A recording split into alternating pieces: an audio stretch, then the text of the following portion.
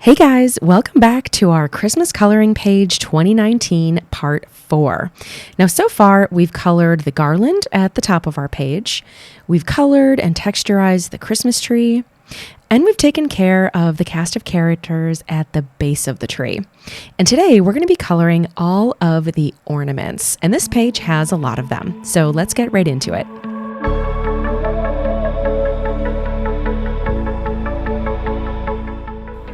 Now, when I start to color, I usually start with the objects on a page that speak to me first.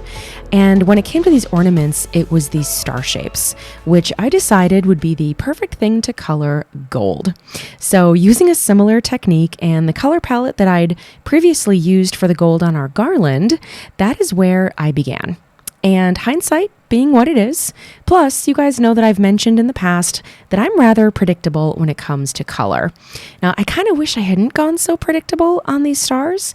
You know, you kind of think stars, of course they're gold, but I didn't have to color them gold. I could have chosen red. I could have tried to make them look a little bit like wood grain, just something a little bit more outside of the box.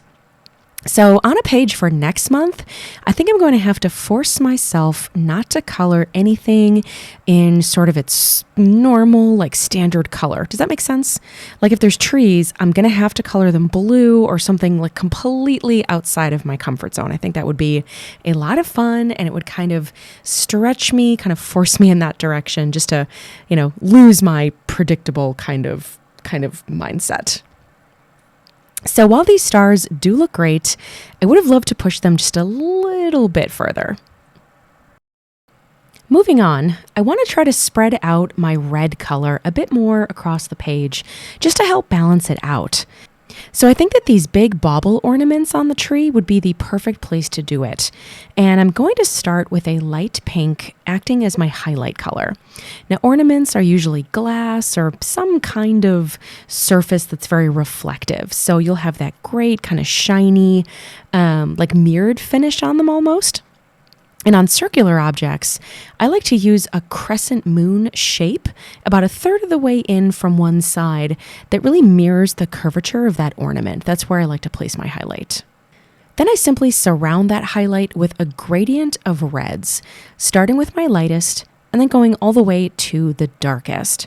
And as I move around that highlight, I'm really just trying to maintain its shape while still blending with the red between the pink, as I want to see the highlight, but I don't want there to be too harsh of a transition line either. And when I do get to my darkest color, I'm really just kind of creating a ring around the outside edges. Now at this point, you can even use like a super dark purple or a blue to ring the outside perimeter of the shape that you're using on top of red to give you the illusion of depth, to kind of give you the illusion that there's that curvature and that shade behind it. Now, when I'm happy with it from a pencil perspective, I like to take a dry cotton swab and just kind of rub it in circular motions right across the surface there. And this is just going to help the colors blend together just a touch more. Now, my highlight isn't as strong as I'd like it to be, so I'm actually going to take my white Signo gel pen, and I'm just going to go over that pink area just a little bit, kind of like we did on the smaller ones up on the garland. All right, that is looking good. Now, do you see how grabbing some of that red that's on like the tiny ornaments at the top, as well as some more heavily applied reds at the bottom of the page, do you see how adding the red to the middle of the page sort of brings some balance to it? On top of being predictable color-wise, I'm also a fan of balanced color application. Now, speaking of balanced, our page is looking a little bit light on the gold color, like you see on the ribbon. And actually, that's my favorite color on the page at the moment. It's really speaking to me. So I think it'll be fun to spread it around a bit more. So I think that I'm going to color the giant ornaments that are hanging from the garland in gold as well. Now I'm going right back to the well of my already used colors, and I'm going to grab the color palette that I used to create my gold tones. And I'm going to start with these very much the same as the red baubles, kind of starting with my lightest color, which is cream. I'm going to create that crescent moon shape at the end of my ornament. Then moving on down the line in terms of tone, I'm going to surround that highlight with my other colors, starting from lightest to darkest.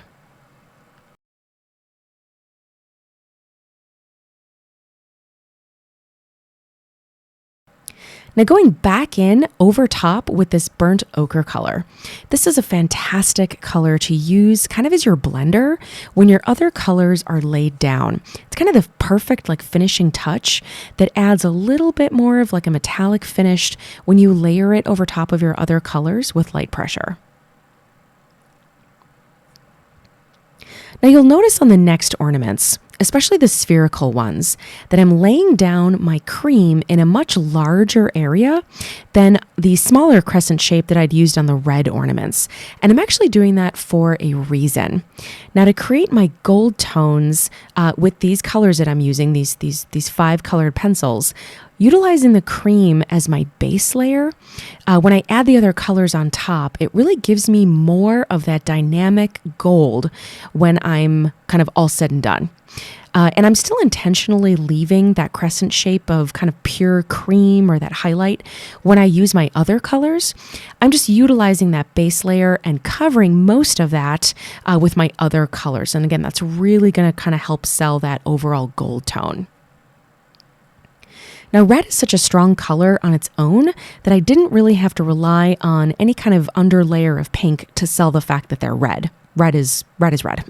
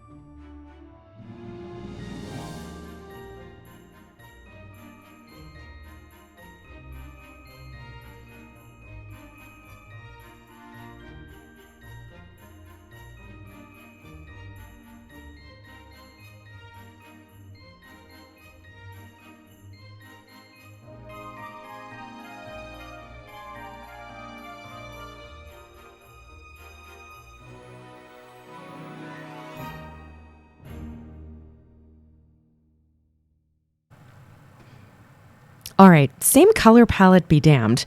We need something else to shake this page up a little bit, and I'm really liking metallics for the holidays, especially on shiny ornaments. So let's break out some grays to see if we can simulate the appearance of silver. On these sort of acorn-shaped ornaments, we're going to start with white. Putting in that highlight in the same crescent shape that we used before. This one is just a bit more elongated to mirror the outer edge of the shape of our ornament. Then we'll surround it with 2 different grays, all the while doing our best to keep that highlight intact. Especially on these smaller spaces, you really don't want it to disappear.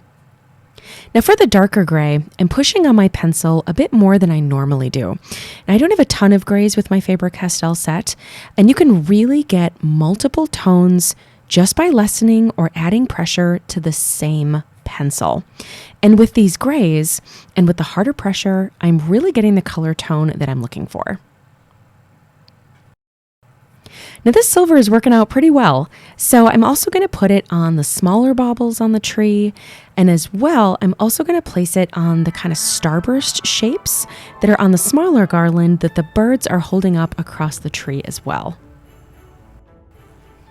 Whoops, I almost forgot this strand of popcorn garland, or this kind of beaded garland that's going around the tree. Almost went right past it, and I think that that would look pretty good in gold.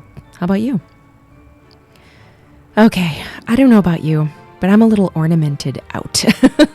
This was a lot to color, a lot of one thing to color all at once, all in a row.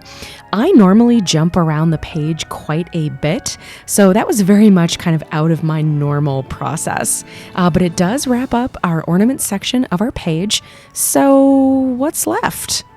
Well, I can tell you it's the background, and you definitely don't want to miss the next video, as the background actually comes out my favorite thing on the whole page. So tune in on Christmas Eve morning for the conclusion video where we not only reveal the background, but the completed page as well. Now, if you enjoyed this video, please hit that like button. It really helps out my channel, helps new folks find my videos, and it just kind of lets me know that you guys are enjoying the content. Also, please consider subscribing if you're new, and I'll see you guys in the next video. Happy coloring! Bye!